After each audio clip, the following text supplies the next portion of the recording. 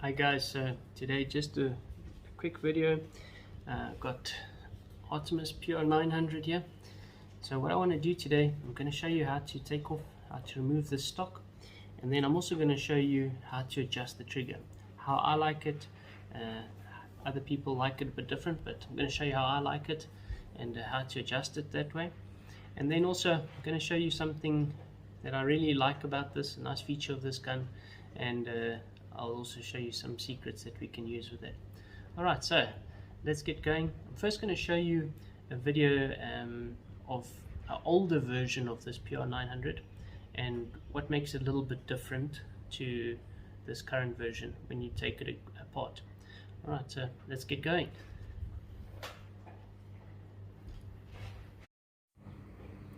Alright, so as you can see, this is also a PR900.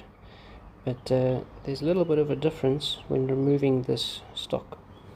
So this stock looks similar from outside, and the only difference, you need to remove this gauge in order to remove the stock. You'll see on the newer versions that tool that's being inserted there will not even fit around the gauge on the newer versions. So it seems like this was a safety feature, but if you do not fiddle with the gauge, you'll be able to take off the stock without removing the air that's inside the gauge. Alright, so as mentioned just now, this is a newer gun, so it does take apart a little bit different to the older one. So what you're going to need, you need some Allen keys. This is a 4mm, 3mm and 1.5mm. So we're going to take off the stock. I'm going to show you how to adjust the trigger, how I like to adjust my trigger, and then also I'm going to show you a surprise that came with this one as well. So that's going to help us in the future. So let's get going. First thing first, you're going to take 4mm Allen key. You're going to loosen up here just above the trigger guard. So see, there's just one cap screw in there. I'm just going to loosen that up.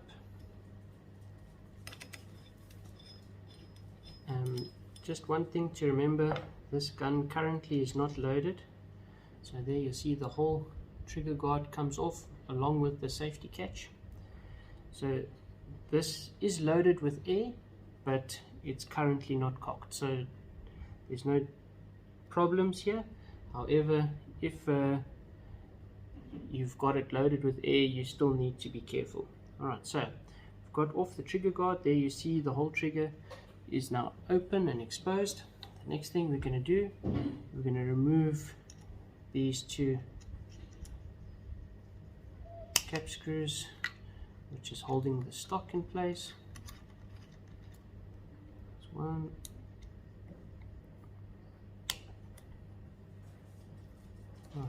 Remember, every time you disassemble your rifle, your zero is going to change on your scope.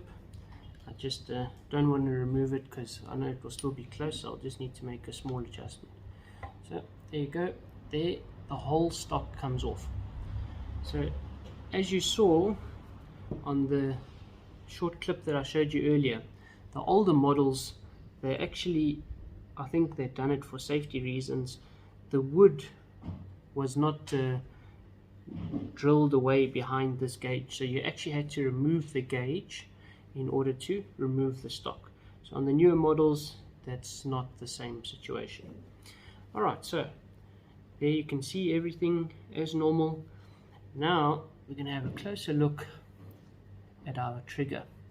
So similar to the Artemis CP1 and CP2, this also has 3 little pins which holds the trigger in place, and it is greased a little bit, which is not a problem, just not something you want to get on your clothes. So if you're worried about that, make sure that you clean it out. Okay, so this is a single stage trigger, not a 2-stage trigger. So that means that there's always going to be contact between the sear and the actual trigger itself. There's not space that needs to be taken up in order for the trigger to be activated. So when this came to me, it came standard Let me show you. Let me just remove this top pin over here. So if we remove this pin, you see there the trigger actually falls forward. You see that? Alright, so here is actually the adjustment portion on the trigger. That little grub screw that you see inside there, that allows us to adjust this trigger. So when it came, it was actually flush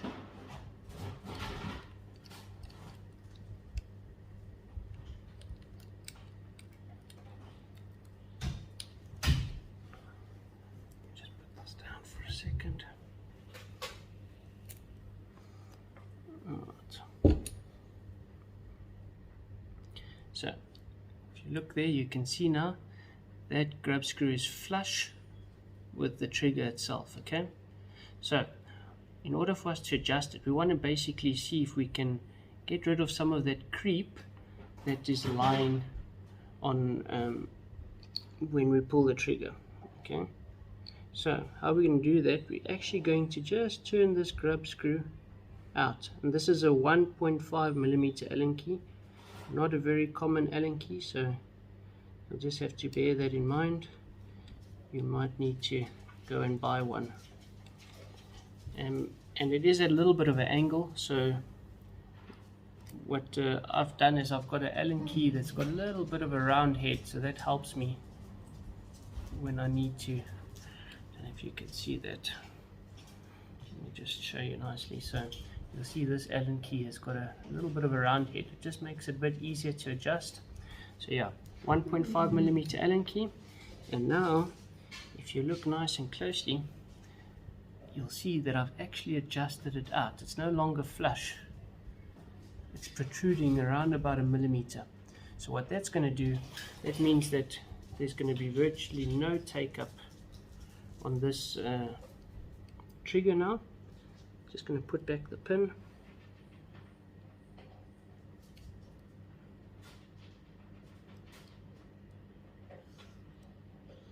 Alright, so here the pin is back in, and now you'll see basically the moment I'm touching this trigger, there's going to be movement on the sear down here. So just have a look at that.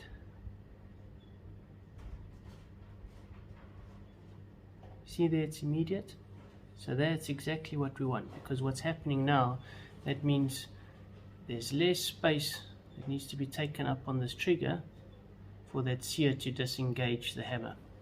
Right, very, very simple. That's how I like to have my trigger set. Some of you might like to have that little bit of take up before you actually feel it on the sear. It's up to you, personal preference. The one thing I wanted to just show you quickly, if you look here at the back, you'll see that, and that's another nice thing that I really like about this PR900, is it's quite easy to take everything apart without dismantling the whole gun. So if you look here, you'll notice this looks very, very similar to the CP1. There we've got that little spacer inside, just like the CP1, and this spring is identical. So the only difference on this spring compared to the CP2 and the CP1 is it's slightly longer, ever so slightly longer than the CP1 and CP2. I'll quickly get a vernier and I'll show you.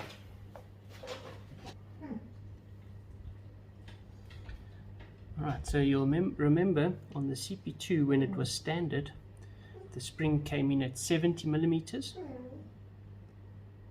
and this one standard, I have not changed a single thing, comes in at 93 millimeters. So extra 20 millimeters in length on this spring versus the standard CP1, CP2 spring. So that's definitely what's happening, why this hammer is hitting quite a bit harder than on the CP1 or CP2. Alright, so Again, with this one, if you wanted to increase FPS, you could put in a spacer at the back here. You could stretch it out even further, but for me, I'm happy with the power setting that I've got this rifle at. At a stage, I might actually take out the spring from the CP1 and put it in here. Then I could be able to get more shots with a little bit less power. So we've still got the air pressure that we need if we want to go that route. So there's two options to be able to either make the feet per second a little bit less, or you could make it a little bit more. Really up to you. Okay, so let me just put this back together. So there you have it. Very, very simple. Nothing complicated at all. How to adjust your trigger on your Artemis PR900 or SMK PR900. This is the one difference, however, between PR900 and the Diana Storm Rider. The Diana Storm Rider, the trigger adjustment can be done from outside. However, probably not as effective as on the PR900. So one thing you can just keep in mind. Alright, so I'm gonna assemble everything again now and get back shooting. Hope you enjoy this video. If you do, please remember to hit the like button and subscribe. I really appreciate all of your inputs and following my channel. So until next time, see you again. Happy shooting.